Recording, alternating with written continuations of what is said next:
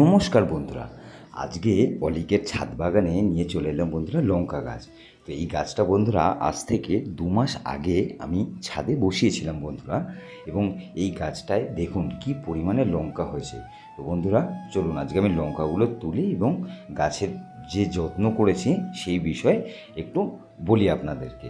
তো বন্ধুরা গাছটা বসানোর পরে আমি নিয়মিত গাছের মাটিগুলোকে আলগা করে দিতাম সাইড থেকে, একটু গোড়ার থেকে একটু দূর দিয়ে, এবং তারপর বন্ধুরা সর্ষের খোল ওটাকে 7 দিন ভিজিয়ে রেখে ওটা মোটামুটি পচে যেত, সেই জলের মধ্যে ভালো জল মিশিয়ে ওটাকে হালকা করে গাছের গোড়ার থেকে একটু দূরে মিশিয়ে দিতাম। আর এছাড়া বন্ধুরা আমি ব্যবহার করেছি আমার বাড়িতে যত সবজি আছে, ডিমের খোসা, এগুলোকে সব একটা বালতিতে জমিয়ে রেখে ওটাকে পচাতাম। পচিয়ে ওর মধ্যে বন্ধুরা গোবর, শুকনো গোবর এবং মাটি মিশিয়ে ওটাকে মাটিতে ভালো মতন রূপান্তরিত করে গাছের গোড়ার থেকে একটু দূরে দূরে দিতাম। এবং আপনারা মাটিতে দেখলেও হয়তো সাদা সাদা দেখতে পাবেন, ডিমের খোসাগুলো ছোট ছোট রয়েছে।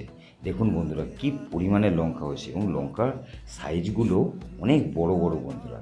বন্ধুরা ভিডিও করি, আপনাদেরকে দেখাই, আর আমার ভিডিও যদি আপনাদের ভালো লেগে থাকে বন্ধুরা, তাহলে একটু লাইক, কমেন্ট, শেয়ার করে অবশ্যই পাশে থাকবেন বন্ধুরা। তো দেখুন বন্ধুরা কত সুন্দর জৈবভাবে একদম বাড়ির ছাদে টাটকা বাজার। তো কার না ভালো লাগে বন্ধুরা? তো আপনারাও চাইলে আপনার বাড়ির ছাদ বাগানে অবশ্যই করতে পারেন বন্ধুরা। আর আবারও বলবো, ভিডিও ভালো লাগলে লাইক, কমেন্ট, শেয়ার করে পাশে থাকবেন। নমস্কার।